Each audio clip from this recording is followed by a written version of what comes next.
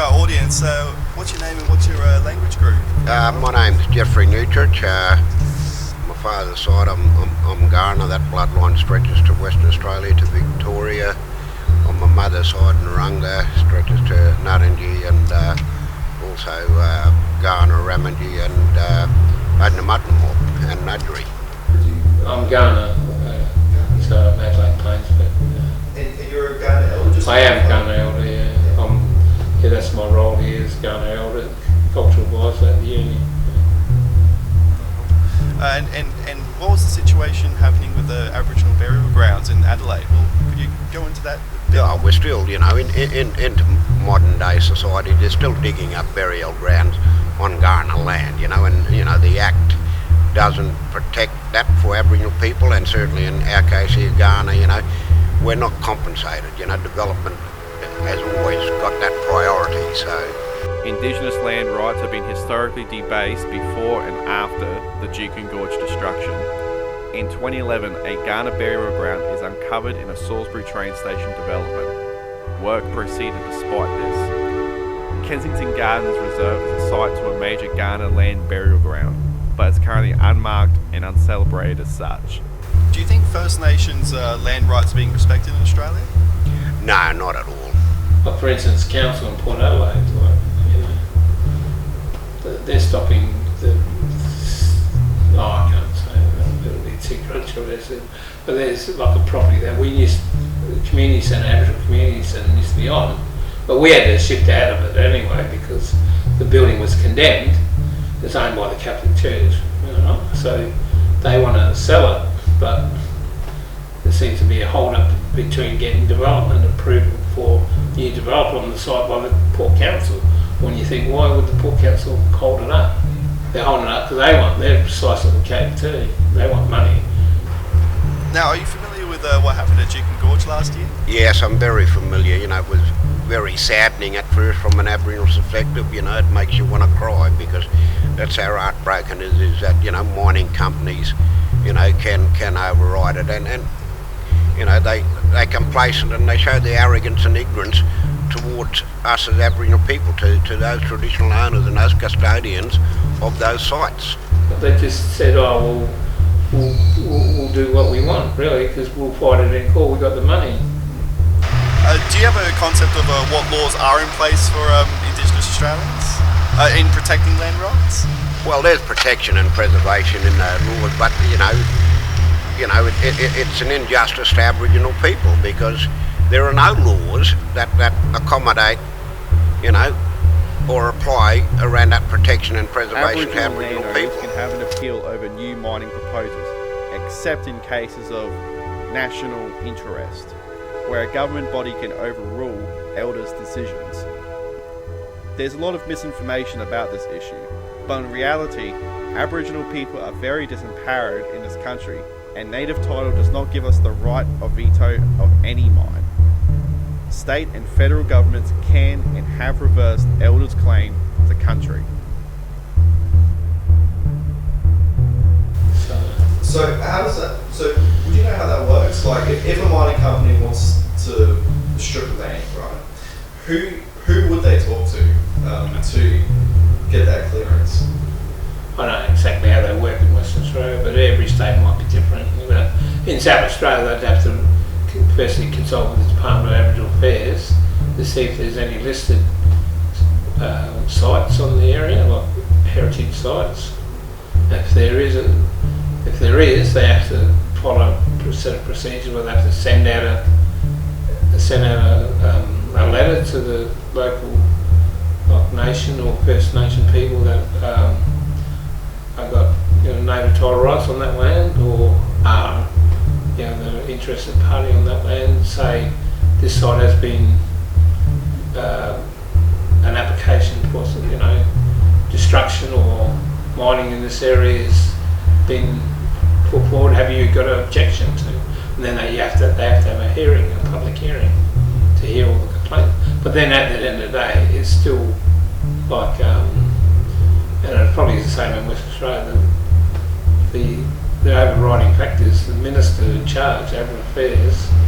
He's got the override. He he can say yes, it is an Aboriginal heritage place, but it's in the best interest of the people.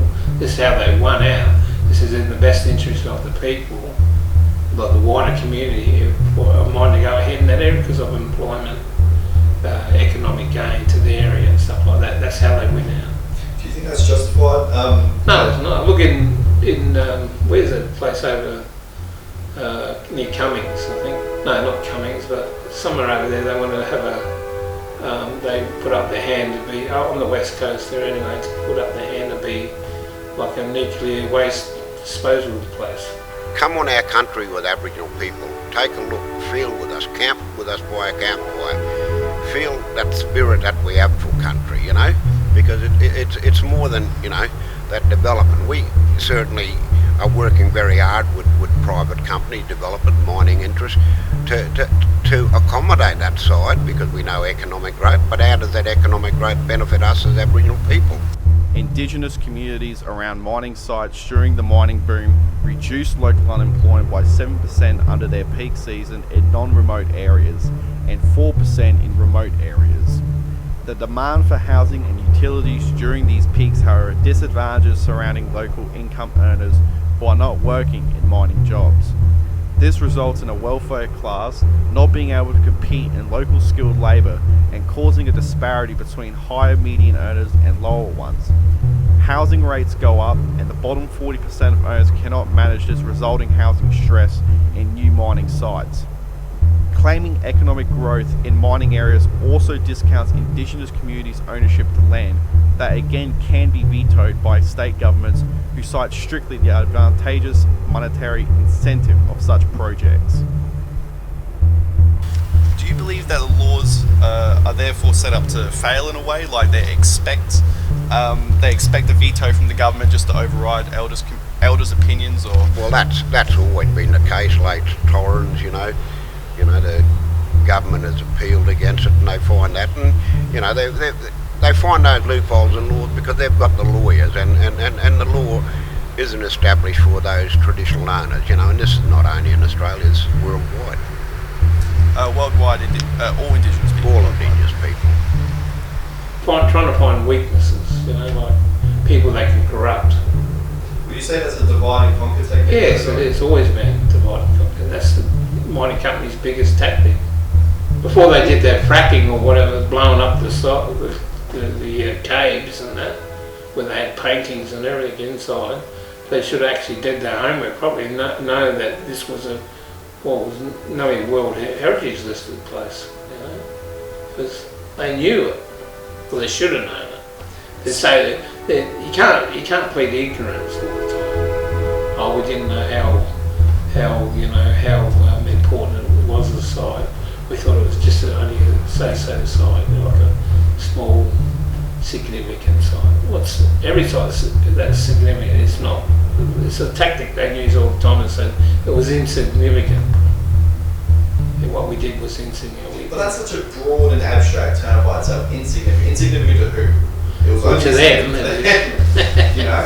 Of course, it's to them. It's not about anything we claim as being sacred or special is important. It doesn't matter what the size of it, whether it's big or small. It's not about the dimensions of the place, it's the importance of the philosophy of the people.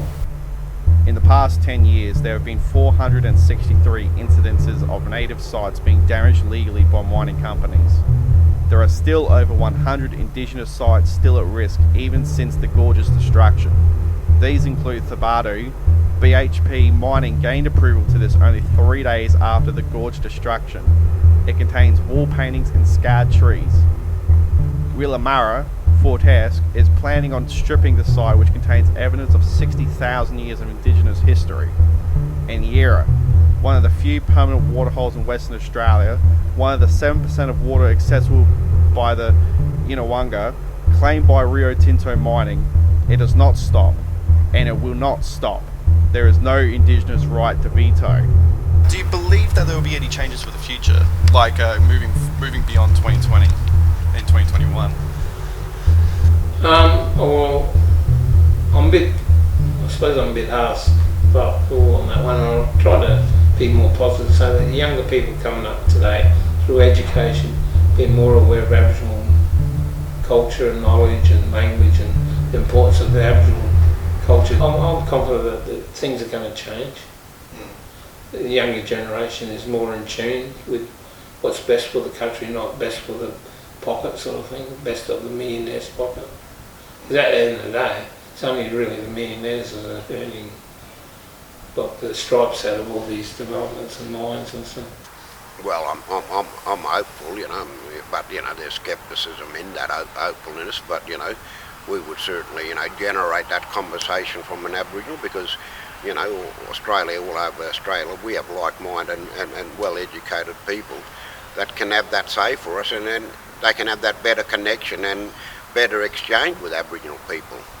Like, do you have any like closing statements to say, like, if you could tell someone one thing about this, what would you say to them? Well, invest in our young people, you know, help create a succession plan so that we can deal with this angst and this trauma, you know, and then let's start this journey about healing, you know, work with Aboriginal people around healing, and then, you know, clearly in that healing program, you know, is a succession plan, is, you know, that Aboriginal people are better equipped, are better maintained in a position which gives them certainly equity, you know, equity in not only in a financial gain, but equity as a human being, you know. That's the cruelest thing that you do to us. We're still not accepted as human beings.